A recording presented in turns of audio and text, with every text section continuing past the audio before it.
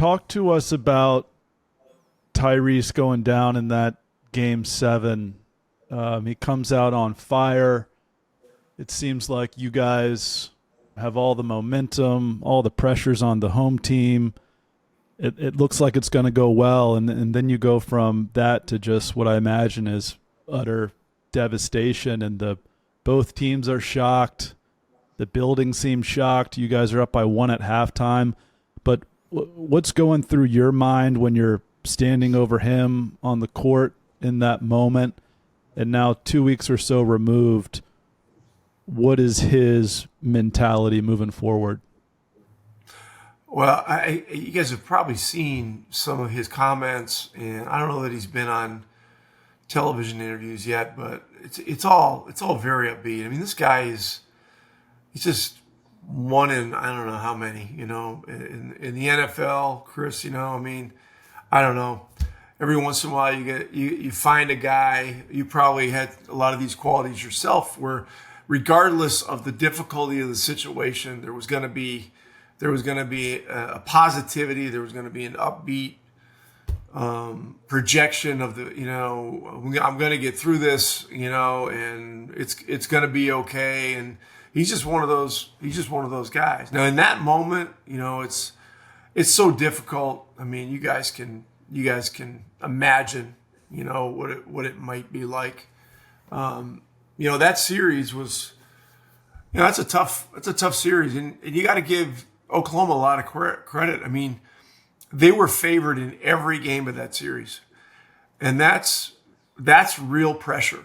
Is when you are the favored team in every game, and we were just attacking. We were just trying to hang in, and give ourselves a chance at the end, and we had not had a great offensive game in that series, partially because they're so good on D, but in game 7, we came out, Tyrese hit 3 threes in the first 3 or 4 minutes. They called the first time out, and, we had them on their heels, and that was the start that we needed. And then, I don't know, 3 or 4 minutes later, the injury happened, and certainly a lot changed. But our guys continue to battle the same way. The dynamics of the game changed. That's pretty obvious.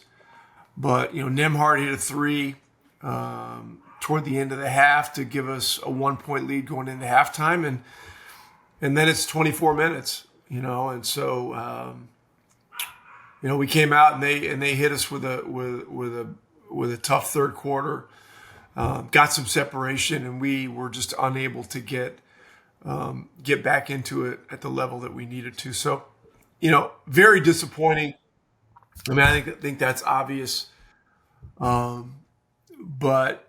It's just, I don't know. You define success. You search over and over for ways to define what real success is, and it's not always winning the championship. Sometimes it's just you just compete at the best possible level you can, and the chips fall where they may. So, very proud of our organization, our team, and. Disappointed for sure, but we're going to move forward. Take me inside that huddle when you guys are trying to gather yourselves after a moment like that, where possibly your best player is down with an Achilles, and it seems to people that play the game and watch sports, you kind of know what it is as soon as it happens. That's got to feel tough to rally guys to snap back into reality. We've seen it in the NFL in a lot of situations. If you watch the NFL, I think back to that Tank Dell injury last year where it's gruesome in the end zone and there's stoppage and there's people crying. It's hard to get back on the field. How hard was it to rally guys to just take the court again and snap back into reality? Yeah. You guys are asking some tough questions. It's there was the gathering around him on the floor, and then we had to get back to the huddle, and we had won a couple of games during the year without Tyrese, and so look, the guys had the belief. We understood the elements that you need to have to win in that situation, whether you have your best player or one of your best players or you don't. I mean, it's still a game of execution. I mean, Yeah. if you equate it to football, it's it's execution, it's ball security, it's special teams, and you give yourself a chance. And so the third quarter was our undoing in that game.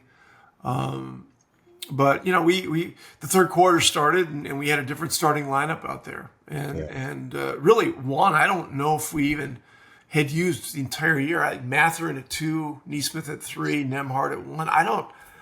I'm not sure if we used that lineup once during the regular season.